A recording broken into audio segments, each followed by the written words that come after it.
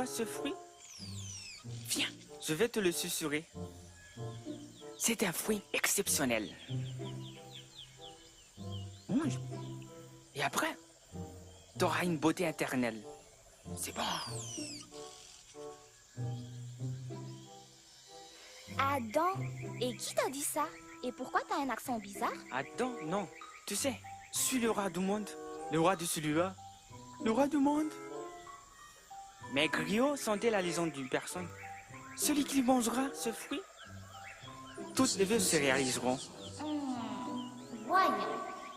Imagine tout ce que je peux faire avec. Je peux me faire d'Adam mon serviteur.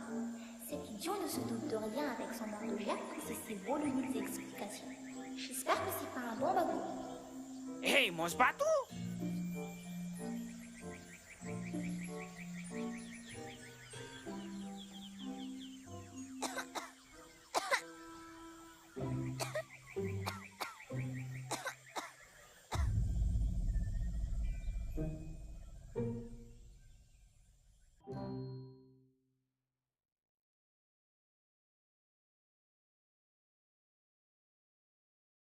Le Gondwana. Le Gondwana est ce politicien au discours phare sur tout accent.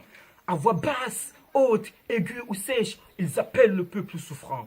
Oh oui, telle est l'interjection visant à unir hommes, femmes, petits ou grands. Unis, le peuple muet écoute ces messieurs qui n'ont que du bagot ardent. Mais tellement les mots sont mieux agencés, on a tendance à écouter le griot rappelant le Gondwana. Le Gondwana et ses politiciens dictateurs bourreaux aux gestes truculents, qui, sans susurrer leurs mots, choquent, menacent et tuent moralement, qui ne font que percuter au pouvoir et s'octroyer les biens du peuple souffrant.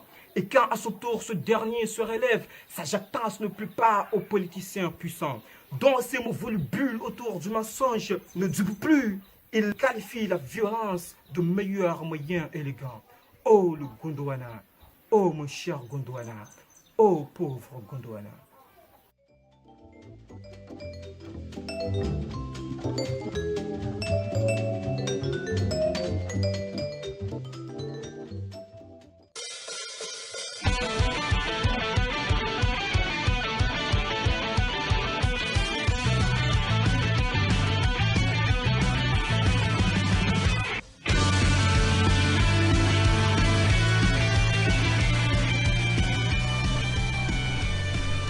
Mon unique espoir.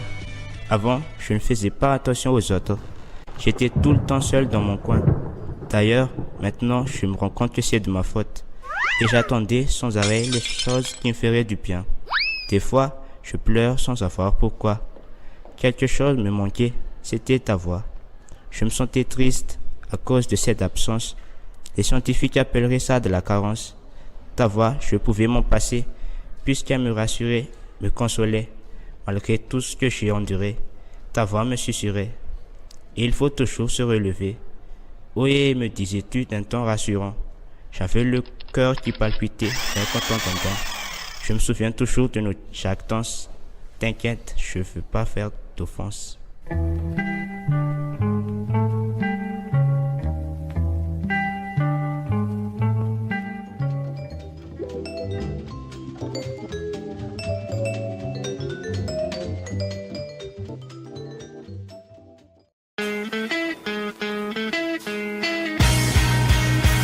Salut à tous, c'est Michel Bagou sur Bagou TV. Aujourd'hui, l'épisode spécial de Dimo Dimo. On va parler de ceux qui parlent trop. Alors, let's go!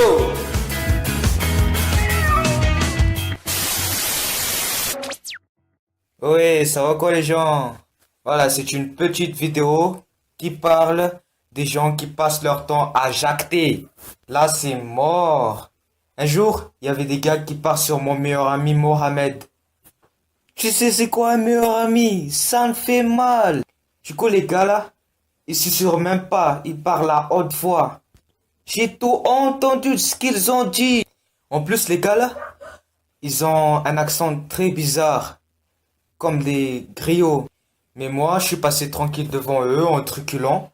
J'ai fait semblant de pas connaître Mohamed. Pendant ce temps-là, j'étais choqué, j'étais touché. Mais sur la tête de ma grand-mère, dis-moi, est-ce que ça paye? Les gars, arrêtez de placoter, c'est pas bon du tout. Croyez-moi, c'est le bagot qui vous parle là. Enfin, pour éviter tout cela, imaginez qu'il y a des volubiles qui poussent sur votre tête. J'attends une seule personne.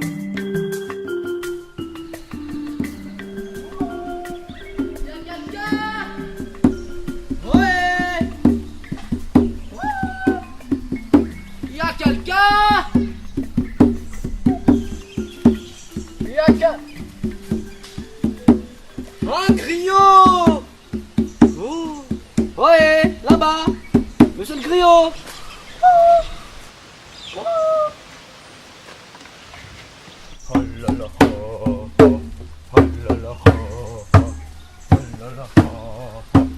Vous pouvez arrêter ce bagou, s'il vous plaît? Je suis où là? Vous êtes là? Hein? Je n'entends rien, vous ne faites que susurrer! Vous êtes en Afrique. Vous êtes truculent, mais je vous suis quand même. Il est assez volubile, mais je le comprends parfaitement. Peu importe sa voix, son langage ou son accent qui couronne le tout. Attends, monsieur! Attends!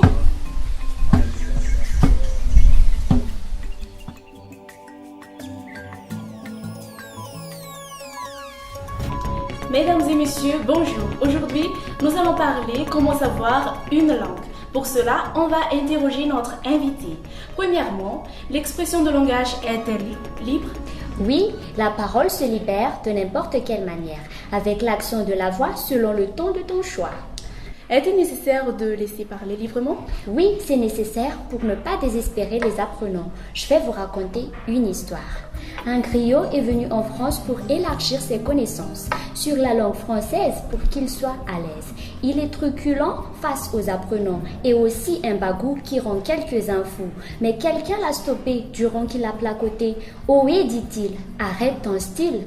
T'es vraiment mauvais pour parler français. » Il a arrêté la jactance et il n'a plus la confiance de pouvoir parler couramment le français. Et qu'est-ce que vous conseillez pour apprendre une langue? Évitez de susurrer si tu veux la pratiquer. Soyez volubile même si c'est difficile. Prends les critiques comme correction pour le mieux de ton évolution.